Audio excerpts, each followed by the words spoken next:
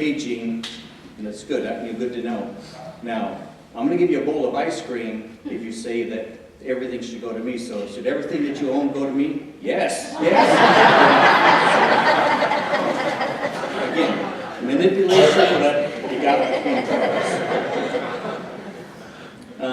When Gene and Betty moved to the village, they were independent living at the beginning, and then as their health deteriorated, they moved over to the assisted living portion.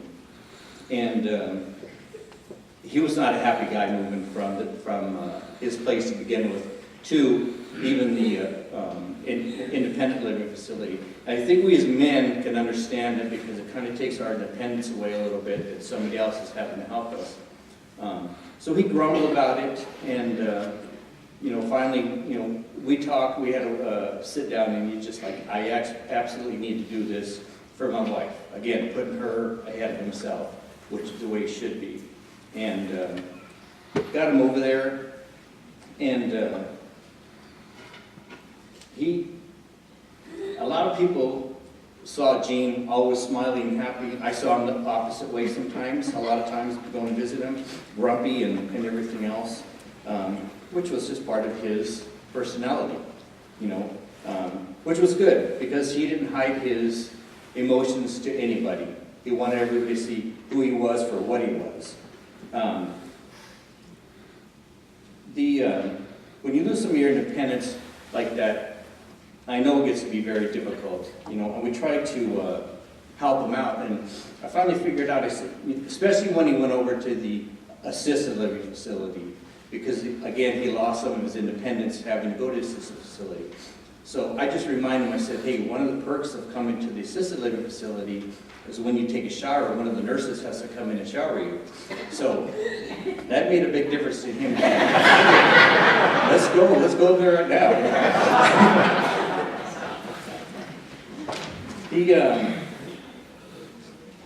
It took him a while, I found, to say his feelings or whatever he felt.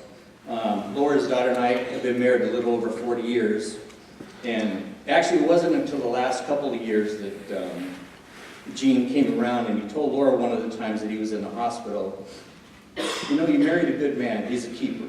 It took him almost 40 years to say it.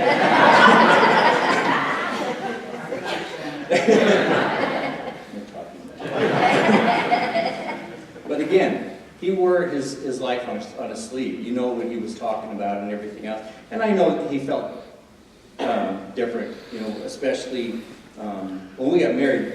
Laura had been out of high school for about a week. So that didn't go over well with him. That didn't go over well with anybody, all our friends, everybody else. But here we are, 40 plus years later, and still going strong. And the biggest thing that we have to say that when people ask, what did you have to do? How did you make your marriage work? Through the Lord. With him, it's just like it's in the Bible, all things are possible. I am a bear to live with. I'll be the first to admit it. And God bless Laura for putting up for me for all these years.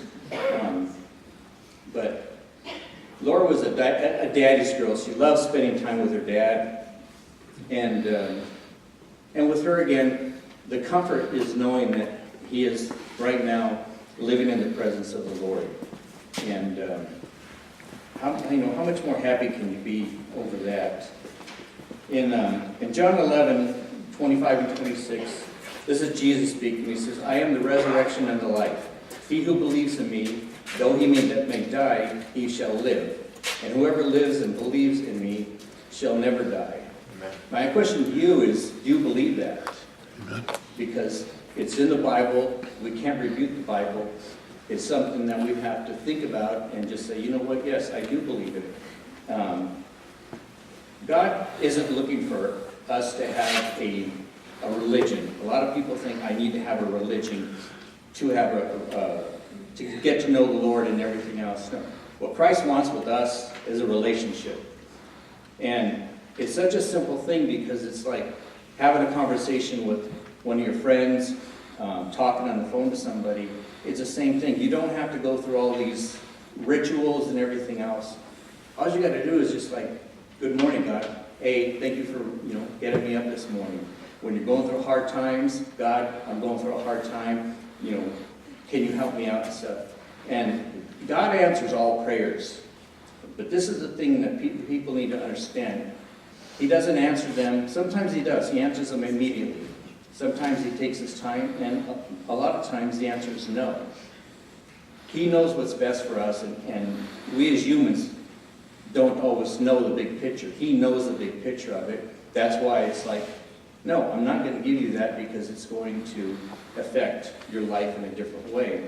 An example of that is like Laura and I used to go in the mission field to the Philippines every year, and we were totally convinced that's where we belong. We were going to sell our house and move to the Philippines to an orphanage.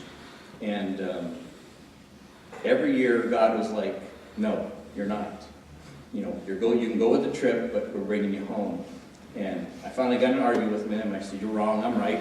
We belong in the Philippines. So we went there for 2.5 months, and that was the worst 2.5 months in our lives because it wasn't what God had intended for us, and he made it abundantly clear for that. He's like, I've got different plans for you. It doesn't happen to be there. It happens, you can have a mission field in your backyard. You can have a mission field with your neighbor. We just have to open our hearts and let people know how God is to us, how he does the things for us. And without him, none of this would be possible. Again, all we need to do is trust in him. Trust in him, give your heart to him. It's such a simple thing, it's to have a relationship with him and accept him that you guarantee that you're going to heaven. It simply takes a few words. God, I'm a sinner. I believe that you brought your son on here to die on the cross for our sins, and our sins are now forgiven. And a lot of people are like, well, he can't forgive me because I did this sin or this sin.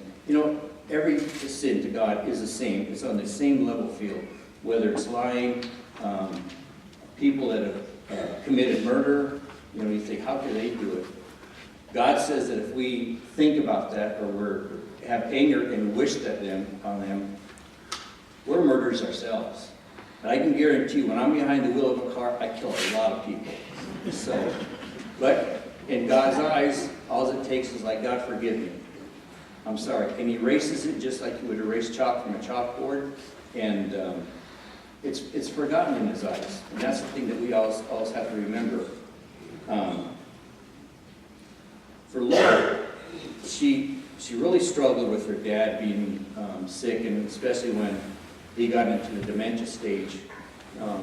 Like I said, rarely could he say anything but no, And it was hard because you knew he wanted to communicate. You could read it in his eyes that he wanted to say something. And he would. At times, all of a sudden, just out of nowhere, he would speak words clearly, like, where did that come from? And then immediately would go back to no, no, no, no, no. And the sense of humor in him came out. Lord asked him, hey, what ship did you serve on when you were in the Navy? And he just popped out, the good ship Lollipop. So that's what he thought. That's what it was, and just his sense of humor, I think, kind of took over that portion as well. And for Laura, one of the great things that she can always remember and have content with is she'd been visiting with him, no, and she's getting ready to leave. This is right at Christmas, so it was actually Christmas. And Jean looked at her and said, Merry Christmas, I love you. Clear as day. How much that meant to her, how much that he was able to do that. And I think God knew your time is getting near. I'm going to have you say these words so you can have them in your life. Just as a remembrance of what he has done for us. And I just really hope, I don't know what anybody's commitment is or what your relationship is with the Lord, but we don't know what's going to happen. We don't know what's going to happen 5 minutes from now. We don't know if we're going to wake up the next morning. And I was one of those that just kept putting it off. I wasn't until my 40s that I came to accept the Lord. And I regret, because I see these young kids now that accept the Lord at a young age, and you can see the sparkle in their eyes and everything else. But with God, it doesn't matter. You could be 91 years old like Gene was, be in your deathbed, accept the Lord, and guess what? You're going to end up in heaven with Him. So I just ask that that's one thing that you take into remembrance. I think Gene would have really appreciated that, is that take a look into your heart and truly, truly make a commitment to the Lord. Don't just say the words and not mean it. Make a commitment to the Lord. You know, Lord, you sent your Son to die for us to erase all our sins. I want to be come into my heart and change my ways. That's all it takes. It's not, you got to read a book first, you have to do this first. It's nothing like that. And again, then you just continue on your life, just having a conversation with Him. I think God would agree with me that is something that Gene wanted. He really valued the values of the church. He loved the church. He was brokenhearted that he couldn't attend church anymore. And people would come in and administer to him. But I know that he's looking down right now at us, just happy and healed. No more pain, no more sorrow. Again, I think he's way better off than any of us are. Our flesh obviously is going to grieve, and we go through grieving purpose for a reason, but we have to look at the big picture. Where is he now, and where are we now? So, God, thank you for taking Gene in his sleep. That's what Laura and I had just talked about. You know, just please have him go to bed and not wake up. We didn't want him to go through any more suffering that he did, and that's exactly what happened. He went to sleep one evening, and didn't wake up in the world. He woke up in the hands of Jesus. So, thank you.